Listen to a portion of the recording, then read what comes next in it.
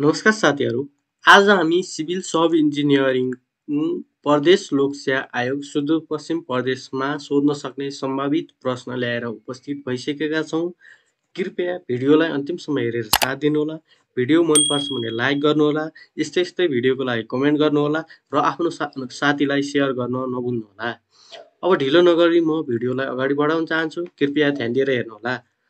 योभन्दा अगाडिका सेटहरूमा यही सेट हामीले क्वेसन नम्बर 25 सम्म गरेका थियौँ। यदि तपाईहरुले हेर्नु भएको छैन भने म भिडियोको डिस्क्रिप्सनमा त्यो भिडियोहरू राख्नेछु। आज चाहिँ हामी क्वेसन नम्बर 25 बाट गर्नेछौँ। क्वेसन नम्बर 25 मा के रहेको छ 26 बाट गर्नेछु। 25 सम्म भइसकेको रहेछ। 26 मा चाहिँ हाम्रो के रहेको छ भने a column is considered to be long column when the ratio of effective length to its lateral dimension exists भनेको छ।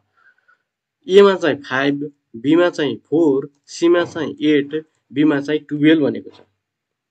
यसको सही एन्सर के होला साथीहरु कमेन्ट गरौँ। यसको सही एन्सर रहेको छ अप्सन डी 12। यसको सही एन्सर रहेको छ 12। अनि क्वेसन नम्बर 27 तिर जाउँ। If the span of simply supported beam is 20 meter, what will be the depth of a beam as per IS code भनेको छ। IS code अनुसार यसको डेप्थ कति हुन्छ? 1.5 मिटर हुन्छ कि 2 मिटर हुन्छ कि 2.5 मिटर हुन्छ कि 3 मिटर हुन्छ? यसको सही एन्सर रहेको छ 2 मिटर। अनि क्वेसन नम्बर 28 तिर जाउँ। The minimum clear cover for beam is भनेको छ। क्लियर कभर कति हुन्छ बीमको लागि? ए मा चाहिँ 15 mm, बी मा चाहिँ 25 mm, सी मा 40 mm र डी मा 50 mm छ। बीमको लागि हाम्रो 25 mm मिनिमम क्लियर कभर भनेको 25 mm। त्यस्तै स्ल्याबको लागि हाम्रो 15 mm हुन्छ, कुलमको लागि चाहिँ 40 mm हुन्छ। यो पनि एक्स्ट्रा नलेज तपाईहरुलाई। क्वेसन नम्बर 29 तिर जाम। The types of plaster generally used for ceiling is भनेको छ। सिलिङको लागि हाम्रो प्लास्टर रेशियो कति हो? 1:3। Option B is the correct answer. त्यस्तै brick work greater 230 mm thick भनेपछि चाहिँ 1:6 हुन्छ। त्यस्तै brick work less or equal to 115 mm thick भनेपछि 1:4 हुन्छ। अनि त्यस्तै इन्टर्नल प्लास्टर भनेपछि 1:5 हुन्छ। त्यस्तै एक्सटर्नल प्लास्टर भनेपछि 1:4 हुन्छ। यो पनि बुझिराख्नु। यो पनि तपाईलाई नलेजको लागि। त्यस्तै हाम्रो क्वेसन नम्बर 30 तिर छ। A roof which slopes in all four direction भनेको छ। ए मा चाहिँ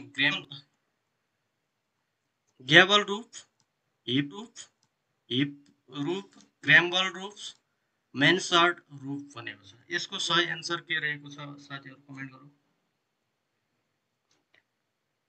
यदि 4 डाइरेक्सन भनेपछि हाम्रो हिप रूफ हुन्छ। त्यस्तै ग्राम्बल रूफ हुनको लागि हाम्रो slope in 2 direction but break in slope हुनुपर्छ। त्यस्तै मेन्सर्ड रूफ हुनको लागि slope in 4 direction but break in each स्लोपमा चाहिँ ब्रेक भएको हुनुपर्छ।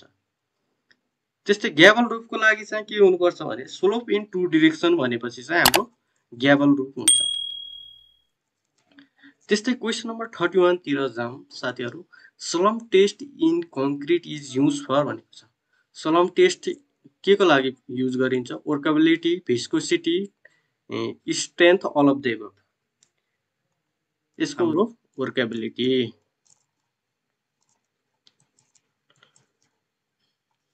त्यस्तै अर्को क्वेसन तिर जाउँ। 32 bitumen emulsion is the mixture of vitamin and water हो कि sand हो कि सिमेन्ट हो कि एग्रिगेट? पक्कै पनि इमल्सन भनेपछि वाटर आउँछ। सो यसको सही answer water. Option A water. 33 मा चाहिँ पर capita consumption is highest in कहाँ हुन्छ? स्कुलमा हुन्छ कि हस्पिटलमा हुन्छ कि अफिसमा हुन्छ कि फ्याक्ट्रिजमा हुन्छ? अभियसली हस्पिटलमा हुन्छ। सो यसको एन्सर चाहिँ अप्सन बी। 34 मा चाहिँ in 5 network which of the flowing valves will work automatically भनेको छ। स्लोज भल्भ हो कि स्क्वायर भल्भ हो कि बटरफ्लाई भल्भ हो कि चेक भल्भ हो? 34 मा चाहिँ हाम्रो राइट एन्सर रहेको छ चेक भल्भ। यसलाई रिफ्लेक्स भल्भ पनि भनिन्छ, नन रिटर्निङ भल्भ पनि भनिन्छ। त्यो झुक्काउन सक्छ अप्सनमा। अहिले चाहिँ हाम्रो चेक भल्भ छ, त्यसैले so right answer is check valve. 35 मा चाहिँ के रहेको छ भने the assumption of water demand per capita per day in rural area is भनेको छ। 25 एलपिसिडी हो कि 45 एलपिसिडी हो कि 85 एलपिसिडी हो कि 120 एलपिसिडी हो कि? यसको सही एन्सर रहेको छ साथीहरू अप्सन बी 45 एलपिसिडी। रुरल एरियाको लागि चाहिँ हाम्रो 45 एलपिसिडी हो।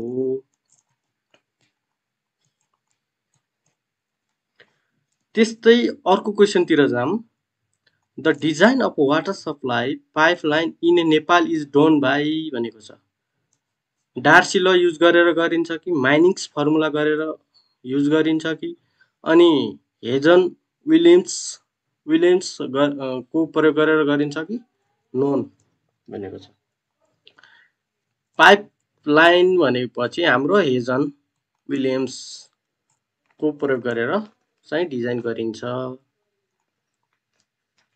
अनि अर्को क्वेसन रहेको छ which of the flowing method of applying water may be use on rolling land भनेको छ। बोर्डर फ्लोडिङ हो कि चेक फ्लोडिङ हो कि फ्रो फ्लोडिङ हो कि फ्री फ्लोडिङ? पक्कै पनि रुलिङ ल्यान्डको लागि चाहिँ हामी फ्री फ्लोडिङ गर्छौँ। सो यसको एन्सर के रहेको छ भने हाम्रो यसको एन्सर चाहिँ अप्सन डी फ्री फ्लोडिङ। त्यस्तै 38 को चाहिँ irrigation is basically required in भनेको छ। ह्युमिड रिजनमा हुन्छ कि एरिड रिजनमा हुन्छ कि सेमी एरिड रिजनमा हुन्छ कि अल अफ द एबभ? यसको एन्सर हाम्रो अल अफ द एबभ हुन्छ। सबैमा इरिगेसन निड हुन्छ। अनि आजको लागि अन्तिम प्रश्न रहेको छ the cross drainage work where the bed level of the stream and the canal are more or less at same level is called भनेको छ। एक्वाडक्ट भन्छ कि लेभल क्रसिङ भन्छ कि साइफन एक्वाडक्ट भन्छ कि सुपर प्यासेज भन्छ? यसको सही एन्सर रहेको छ level crossing.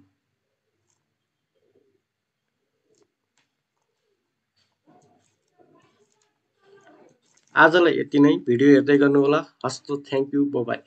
Thanks for watching video. Keep watching video and subscribe. Engineers Wala.